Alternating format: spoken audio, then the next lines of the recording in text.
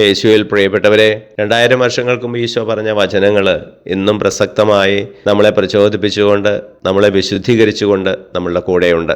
ദേവാലയത്തിൽ ദിവ്യോസ്തി യേശുവിൻ്റെ ദിവ്യ സാന്നിധ്യമാണെങ്കിൽ നമ്മൾ കൂടെ കൊണ്ട് നടക്കാൻ, നമ്മുടെ ഭവനങ്ങളിൽ സൂക്ഷിക്കാൻ വചനഗ്രന്ഥം യേശുവിൻ്റെ സാന്നിധ്യമായി നമ്മുടെ കൂടെയുണ്ട്.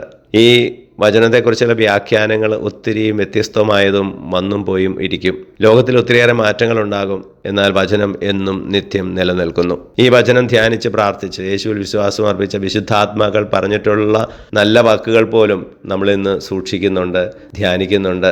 നമുക്ക് പ്രചോദനാത്മകമാണ്. പ്രിയപ്പെട്ടവരെ, അനുദിനം നമ്മൾ ഒത്തിരിയേറെ കാര്യങ്ങൾ സംസാരിക്കുന്നുണ്ട്. പലതും പാഴ്വാക്കുകളാണ്, മറ്റുള്ളവരെ വേദനിപ്പിക്കുന്ന, ദുഷിപ്പിക്കുന്ന, മോശമായ ചിന്തകളിലേക്ക് നയിക്കുന്ന വാക്കുകൾ.